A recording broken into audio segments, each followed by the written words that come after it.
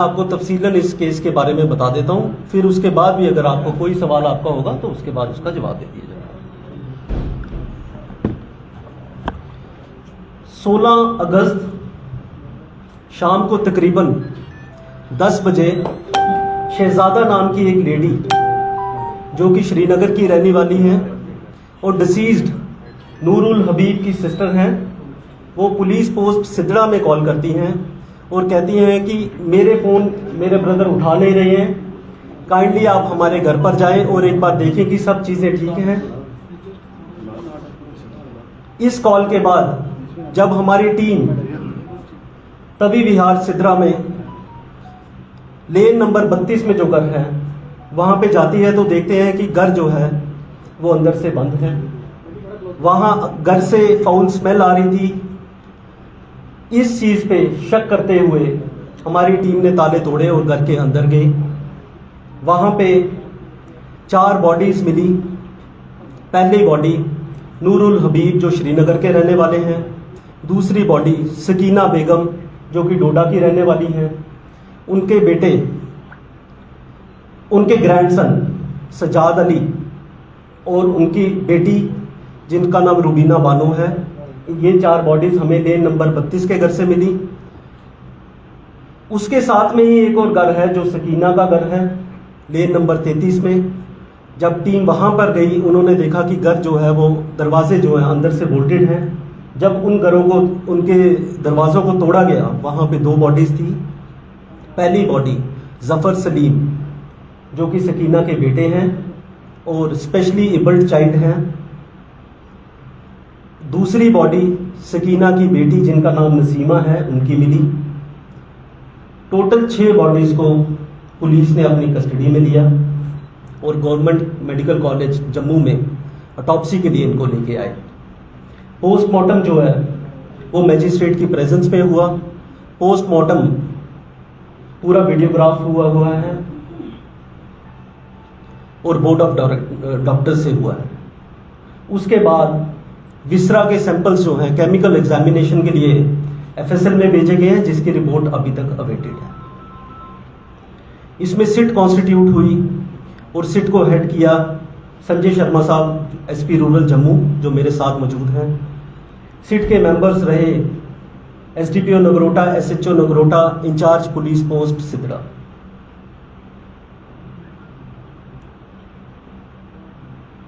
तफ्तीश के दौरान हमने ये पाया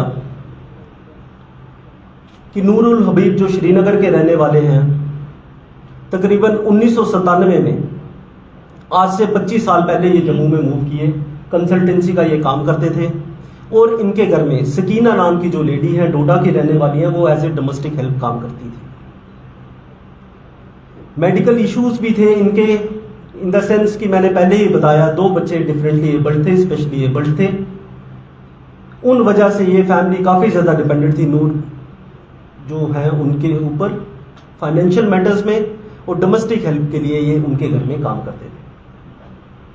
सजाद अली के पढ़ाई का खर्चा भी नूरुल हबीब ही उठाते थे और बाकी भी इनकी ज़रूरतें जो थी पैसे की वो यही पूरे करते थे। फैमिली मेडिकल इश्यूज के साथ साथ इनके कुछ डिस्प्यूट्स भी चल रहे थे। जो डोडा की फैमिली थी इनके अपने डिस्प्यूट्स चल रहे थे, कोर्ट केसेस चल रहे थे, लिटिगेशंस चल रही थी। इस वजह से ये फैमिलीज दोनों की दोनों काफ़ी ज़्यादा डिप्रेस्ड थी। अगस्त के फर्स्ट वीक में जब ट्रायल के दौरान ये कोर्ट में गए, उस दौरान बाहर आकर इन्होंने अपने एक दोस्त को कॉल किया। उधर 3 लोग गए थे, सजाद अली जो ग्रैंडसन है सकीना के, नूरुल हबीब और उसके साथ में सकीना बेगम। बाहर आके इन्होंने अपने एक दोस्त को कॉल करके बताया कि जो हमारे विटनेस भी हैं कि इस ज़िंदगी को जीने का कोई फ़ायदा नहीं है, हमें मेडिकल इश्यूज भी बहुत ज़्यादा हैं, मैं खुद भी सीए से सफ़र कर रहा हूँ। इस चीज़ को अभी हमने पुख्ता करना है, एज ए एविडेंस अभी पेपर्स इकट्ठे करने हैं, क्या ये सच है कि नहीं। उसके सिवा जो उन्होंने बोला कि हमारी बाकी लिटिगेशंस भी चल रही हैं, लैंड के डिस्प्यूट्स भी चल रहे हैं, तो बेहतर है इस ज़िंदगी को ख़त्म कर दिया जाए। 4 तारीख को वो कन्विंस करते हैं 3 लोगों को, जिसमें से पहले हैं सकीना बेगम, दूसरे हैं सजाद अली और तीसरे हैं रुबीना, कि इस ज़िंदगी को हमें ख़त्म कर देना चाहिए। क्योंकि मैं जीना नहीं चाहता और हम दोनों फैमिलीज एक दूसरे पे इतनी ज़्यादा डिपेंडेंट है कि मैं आपके बिना नहीं जी पाऊंगा और आप हमारे बिना नहीं जी पाएंगे। सिट ने काफ़ी ज़्यादा एविडेंसेस इकट्ठे किए हैं, जिसमें सीसीटीवी फुटेजेस हैं, जिसमें कॉल डाटा रिकॉर्ड्स हैं, जिसमें मोबाइल फोन्स जो डिसीज्ड के हैं उसमें डाटा एक्सट्रैक्ट किया हुआ है, बैंक के काफ़ी ज़्यादा रिकॉर्ड्स हैं, डिटेल्स हैं, जो इन चीज़ों को पुख्ता कर रहे हैं जिसके बारे में मैं बात कर रहा हूँ। 5 तारीख को पहले दिन इन्होंने अपनी जो प्लानिंग है उस पर काम करना शुरू किया। पहली बार इन्होंने मेडिकल शॉप्स जो जम्मू में हैं वहाँ से ये कुछ मेडिसिन लेके आए, आईवी फ्लूइड्स लेके आए, कैनोलास लेके आए, ड्रिप्स लेके आए, कुछ मेडिसिन लेके आए और डाइपर्स लेके आए, जिसके बारे में मैं आपको आगे बताता हूँ इनका इस्तेमाल इन्होंने कैसे किया। 6 अगस्त की अगर अब मैं बात करूँ, इन्होंने इस टाइम पे संजीव कुमार के नामक एक आदमी जो कि जम्मू के रहने वाले हैं और हेल्थ वर्कर हैं, इनके पहले भी नोन थे, इन्हें अपने घर में बुलाया और बताया कि जो 2 बच्चे हैं स्पेशली एबल्ड, इनको काफ़ी ज़्यादा परेशानी है, अगर आप इनमें कनूला इनकी आर्म्स में फिक्स कर देंगे तो इनको हम मल्टीविटामिन्स दे सकते हैं। उनके साथ साथ उन्होंने ये भी कहा कि हमें खुद भी बुखार है और काइंडली ये कनूला जो है हमारी आर्म्स में भी फिक्स कर दें। 7 तारीख को पहली बार इन्होंने ड्रग्स इन्फ्यूज करना शुरू किए 2 बच्चों पे। 4 लोगों ने मिलके 2 लोगों पे ड्रग्स इन्फ्यूज किए, जिसमें जफर सलीम है और दूसरा जो नसीमा नामक लेडी है जिसके बारे में मैंने पहले भी बताया। उस शाम को इन्होंने संजीव कुमार को एक बार फिर बुलाया और कहा कि इन 2 बच्चों की मेडिकल कंडीशन आप एग्जामिन करें, क्या इनकी तबीयत पहले से इंप्रूव हुई है कि नहीं हुई है। संजीव कुमार, उसको पता नहीं था कौन से ड्रग्स दिए जा रहे हैं, इन द सेंस कि उनके सामने सिर्फ यही बताया था कि हम आईवी फ्लूइड्स दे रहे हैं और मल्टीविटामिन्स दे रहे हैं। उन्होंने कहा कि इन बच्चों की तबीयत जो है वो डिटेरियोरेट हो रही है, आप काइंडली इन्हें किसी डॉक्टर से कंसल्ट करें और किसी डॉक्टर को दिखाएं। 7 तारीख को ही ये एक आदमी जिसका नाम विजय कुमार है, जो बाई प्रोफेशन एक प्लम्बर है, उनको बुलाते हैं नूरुल हबीब अपने घर पे और उन्हें ये थोड़ा सा तफसीलन समझा देते हैं कि हम अपनी ज़िंदगी ख़त्म करने जा रहे हैं, तो काइंडली जो 33 नंबर लेन में घर है उसके पीछे आप एक पिट खोद दें, एक खड्डा खोद दें जहाँ पे 2 बॉडीज़ को बरी किया जा सके। इसके बाद 9 तारीख को विजय कुमार आते हैं, 2 लोगों को अपने साथ एंगेज करते हैं और इस घर में खड्डा खोद देते हैं और इसके लिए नूरुल हबीब उन्हें 2.5 लाख रुपया देते हैं, जिसमें से हमने काफ़ी कैश, अब अरेस्ट कर लिया गया है इनको, विजय कुमार को, और काफ़ी सारा कैश हमने we have seized that cash. 12 तारीख को इसके बाद हमारी तफ्तीश के हिसाब से, जबकि अभी पूरी रिपोर्ट्स आना बाकी हैं, 2 लोगों की डेथ हो गई थी, जिसमें से पहले जो शख्स थे उनका नाम है जफर सलीम और जो दूसरी लेडी हैं जिनका नाम है नसीमा। उसी दिन इन्होंने इसके बाद प्लान किया कि सकीना नाम की जो लेडी हैं, अब इसको हम ड्रग्स इन्फ्यूज करेंगे। इसके साथ साथ मैं आपको एक और चीज़ बताता चलूँ जो कि काफ़ी इम्पोर्टेंट है कि किस तरीके से इन्होंने ये सारी चीज़ें प्लान की। 6 अगस्त के बाद दोनों ही घरों में सीसीटीवीज थे, उनको डीएक्टिवेट कर दिया जाता है, डिसेबल कर दिया जाता है, ताकि कोई भी फुटेज कवरेज उसकी ना हो सके। दूसरी चीज़, इन्होंने एसीज का टेम्परेचर काफ़ी कम रखा था, ये उस टाइम में भी हमने मौके पर जाकर देखा था, ताकि जो है बॉडीज डिकम्पोजिशन होने में थोड़ा सा वक्त लगे। तीसरी चीज़, इन्होंने फ्रेग्रेंस के लिए डिस्पेंसर्स लगा रखे थे ताकि जो परफ्यूम है, सेंट जो है वो हवा में फैलती जाए और जो फाउल स्मेल है वो बाहर ना आए। चौथी चीज़, इन्होंने ये सारी चीज़ें छुपाने के लिए डाइपर्स का इस्तेमाल किया था, जो कि हर एक डिसीज्ड की बॉडी में था। बॉडीज एक्सक्रीट जब कुछ करती हैं उसकी एक स्मेल होती है, उस स्मेल को छुपाने के लिए इन्होंने ये वाली चीज़ का एक इस्तेमाल किया, डाइपर्स का, जो कि मेडिकल बिल्स भी हमारे पास उस चीज़ के मौजूद हैं और सीसीटीवी कवरेजेस हैं और कॉल डाटा रिकॉर्ड्स भी उन चीज़ों के हमारे पास मौजूद हैं। नूरुल हबीब ने अगस्त के महीने में जलंधर के एक वेंडर के पास अपने घर में इस्तेमाल करने के लिए कुछ जिम का सामान ऑर्डर किया था। 13 अगस्त को ये वापस वेंडर को कॉल करते हैं जलंधर में और कहते हैं कि हमें इस सामान की अब जरूरत बिल्कुल नहीं है। हमारे घर में जितने भी लोग हैं वो काफ़ी ज़्यादा बीमार हैं और हमें ये सामान आप बिल्कुल नहीं चाहिए, तो कृपया करके ये अपना सामान आप अपने पास ही रखें। 14 तारीख को हमारे हिसाब से, हमारी इन्वेस्टिगेशन के हिसाब से सकीना की डेथ हो गई थी और उसके बाद जो बाकी 3 लोग बचे थे जिसमें नूरुल हबीब, सजाद अली और रुबीना, ये शहर के नॉर्थ में जो सिटी में आते हैं कुछ और मेडिसिन लेने के लिए अपनी नैनो कार में और उन मेडिसिन को लेके वापस चले जाते हैं। इसके बाद ये जोमेटो के थ्रू उसी दिन दोपहर को कुछ फूड पैकेट्स ऑर्डर करते हैं पहलवान स्वीट्स गांधीनगर जम्मू से, और डिलीवरी बॉय को ये बताया जाता है, उसे बोला जाता है कि हमारे घर में कुछ कोविड के केसेस हैं तो काइंडली आप घर के अंदर ना आए, आप बाहर वेट करें, हमें सिग्नल कर दें, आप हमें एक कॉल कर दें, उस कॉल के बेसिस पे हम बाहर आ जाएंगे। और उन्होंने पैकेट्स वहां से इकट्ठे किए।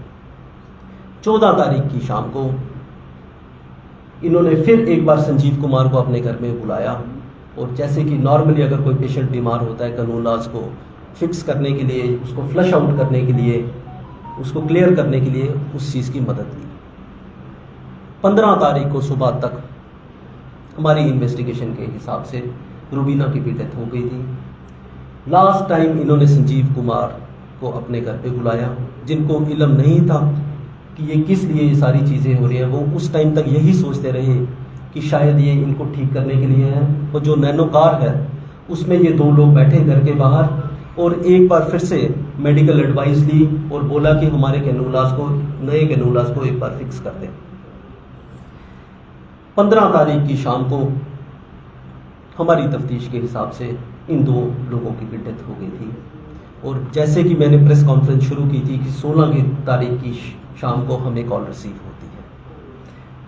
अभी कुछ रिपोर्ट्स आना एफएसएल की बाकी हैं, बाकी भी चीज़ों पे हम कुछ काम कर रहे हैं जो तफ्तीश के बाद हम आपसे शेयर कर लेंगे।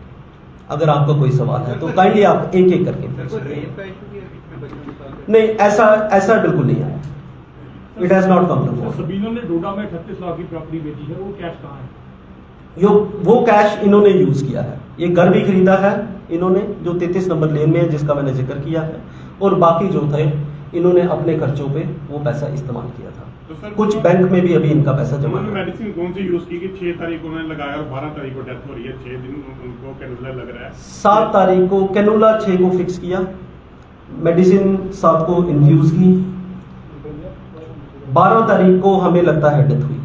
जो वक्फा 5 दिन का है, आप शायद उसकी बात कर रहे हैं। मैं उसमें यही चीज़ बताना चाहूँगा कि केमिकल एग्जामिनेशन के लिए हमने ये चीज़ें भेजी हुई हैं एफएसएल में। उसकी डिटेल्ड रिपोर्ट आना अभी बाकी है, ऑटोप्सी की, पोस्टमार्टम की रिपोर्ट अभी आना बाकी है। बट डेफिनेटली ड्रग्स जो यूज़ किए थे, विशुअल ड्रग्स थे, उनका अब किस तरीके से उन ड्रग्स ने रिएक्ट किया है और क्या क्या कौन कौन से वो ड्रग्स थे, वो रिपोर्ट के बाद ही पता चलेगा। एक सेकेंड, फर्स्ट डेफिनेटली इसमें जो हमने केस रजिस्टर किया वो 302 में किया है, 306 में किया है। अबेटमेंट की डेफिनेशन में ये बहुत ही क्लियर कट है। किसी को एनकरेज करना, किसी को सपोर्ट करना, ये अबेटमेंट का एक पार्ट है और डेफिनेटली अबेटमेंट का केस भी है। तो सर इन्होंने इतना कॉम्प्लिकेटेड क्यों इस्तेमाल किया सुसाइड करने का? बड़े आसान तरीके से कुछ कर और भी ले सकते थे, वो सीधी पॉइजन ले सकते थे, हैंगिंग कर सकते थे। हाँ, और भी तरीके थे, बट इन्होंने ये तरीका एक चुना इस चीज़ को अंजाम देने के लिए। और भी तरीके कई हैं मगर उन्होंने इस तरीके को चुना। तो ये सुसाइड से किसके बेटी के अगेंस्ट लगा है? नहीं, abetment to suicide against only 1 person, Noorul Habib के अगेंस्ट लगा। सर जो प्लम्बर का सर 2.5 लाख लिया तो उसको कुछ फाउल नहीं लगा, उसने पुलिस को इंटीमेट क्यों नहीं किया? उसका भी तो रोल। हाँ, डेफिनेटली एक वो रोल था। अगर वो वक्त पे हमें बता देते, उन्हें भी इसमें 306 में रखा है हमने अबेटमेंट टू सुसाइड में। आपके सवाल का मैं इसमें ये जवाब में ये चीज़ ऐड कर दूँ। डेफिनेटली अगर वो पुलिस को वक्तन ये वाली चीज़ हमें इतला कर देते तो ये लोग बच सकते थे। तो पहली डेथ कब हुई? और हमारी इन्वेस्टिगेशन के हिसाब से पहली डेथ जो हुई है वो 12 को सुबह हुई है। 12 से लेके 15 तक। 12 से लेके 15 तक। ऐसा तो नहीं था कि नूर इन सबको मार के खुद बचना चाहता, लेकिन एंड में उसको लगा कि मैं मर जाऊंगा, मैं फंस जाऊंगा, तो उसने सुसाइड किया। डेडली डिजीज थी? नहीं, डेडली डिजीज का जिक्र अभी आया है उस चीज को भी अभी पुख्ता करना बाकी है, क्या इनको ये वो डिजीज थी भी कि नहीं थी। मगर जो अभी तक इन्वेस्टिगेशन में लगा है, it is a clear cut motive, जिस तरीके से मैंने बयान किया उसी तरीके से। ऐसा जैसे आपने बताया कि उन्होंने खड्डा खोदा था तो बॉडीज को वहाँ पे उसने दफनाने के लिए, सिर्फ 2 बॉडीज को दफनाने के लिए, उसने भी सुसाइड करना था और उसको दफनाने के लिए इतना कुछ करने की जरूरत ही नहीं। 2 बॉडीज को 2 स्पेशली एबल्ड लोग थे जो कि एक अलग घर में रहते थे, उनको दफनाने के लिए शायद सबसे पहले ये दिमाग में रखा गया होगा कि मेडिसिन इनको इन्फ्यूज करेंगे, कितनी देर में रिएक्ट करती हैं, किस तरीके से रिएक्ट करती हैं, उसके बाद देखेंगे। और बाकी फैमिलीज उसके बाद इस चीज को उनमें मेडिसिन से इन्फ्यूज की जाए। सर कितना चैलेंजिंग था जम्मू कश्मीर पुलिस के लिए इस केस को सुलझाना? डेफिनेटली ये चैलेंजिंग था, एक नए तरीके का चैलेंज था। इस तरीके के केसेस नहीं सामने आए हैं, मगर मैं दाद देता हूं पूरी सिट की टीम को, जिन्होंने बहुत ही प्रोफेशनल तरीके से इस केस को हैंडल किया है और एक एक बारीकी जिस तरीके से मैंने इस प्रेस कॉन्फ्रेंस में बताया उसको ये सामने लेके आए हैं। इसके साथ साथ मैं एक और चीज आपको कहना चाहूंगा। सर पक्का होता कि मोटिव इनका यही था? एक सेकंड, मैं ये वाले सवाल का जवाब देता हूँ, आपके सवाल पे आ जाता हूँ। काफी सारी चीजें हमें